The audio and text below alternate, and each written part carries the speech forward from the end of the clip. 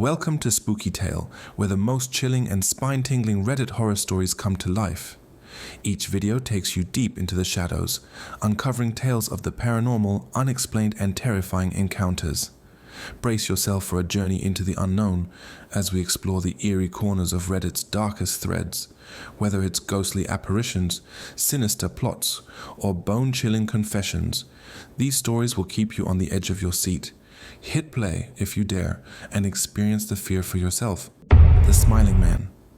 About 5 years ago, I lived downtown in a major city in the US. I've always been a night person, so I would often find myself bored after my roommate, who was decidedly not a night person, went to sleep. To pass the time, I used to go for long walks and spend the time thinking. I spent 4 years like that, walking alone at night, and never once had a reason to feel afraid.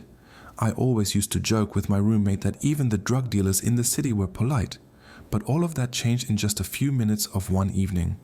It was a Wednesday, somewhere between 1 and 2 in the morning, and I was walking near a police-patrolled park quite a ways from my apartment.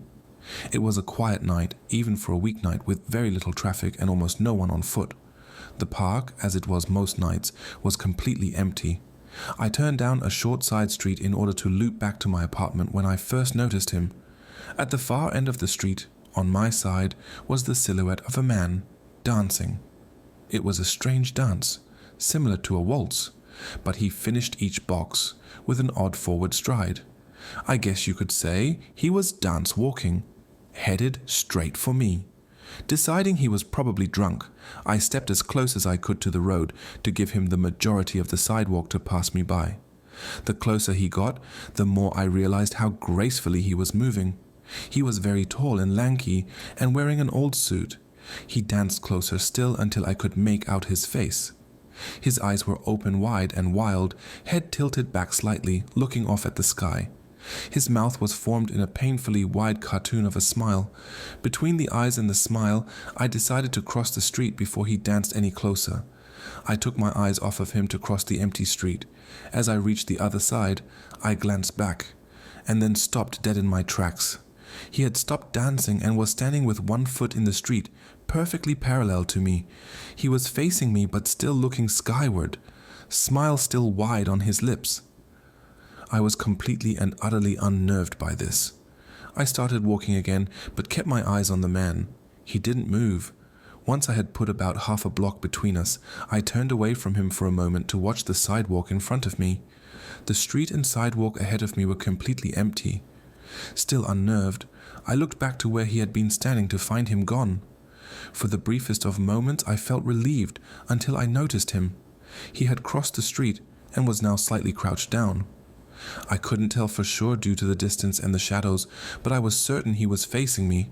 I had looked away from him for no more than 10 seconds, so it was clear that he had moved fast. I was so shocked that I stood there for some time, staring at him, and then he started moving toward me again. He took giant, exaggerated tiptoed steps, as if he were a cartoon character sneaking up on someone, except he was moving very, very quickly. I'd like to say at this point I ran away or pulled out my pepper spray or my cell phone or anything at all, but I didn't. I just stood there, completely frozen as the smiling man crept toward me, and then he stopped again, about a car length away from me, still smiling his smile, still looking to the sky. When I finally found my voice, I blurted out the first thing that came to mind. What I meant to ask was, "What the fuck do you want?" in an angry, commanding tone. What came out was a whimper. What the fuck? Regardless of whether or not humans can smell fear, they can certainly hear it. I heard it in my own voice, and that only made me more afraid. But he didn't react to it at all. He just stood there, smiling. And then, after what felt like forever, he turned around, very slowly, and started dance walking away. Just like that. Not wanting to turn my back to him again, I just watched him go, until he was far enough away to almost be out of sight. And then I realized something. He wasn't moving away anymore, nor was he dancing. I watched in horror as the distant shape of him grew larger and larger. He was coming back my way, and this time he was running. I ran too. I ran until I was off of the side road and back onto a better lit road with sparse traffic. Looking behind me then, he was nowhere to be found.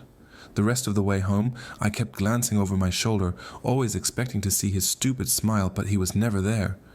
I lived in that city for 6 months after that night, and I never went out for another walk. There was something about his face that always haunted me. He didn't look drunk. He didn't look high. He looked completely and utterly insane, and that's a very, very scary thing to see.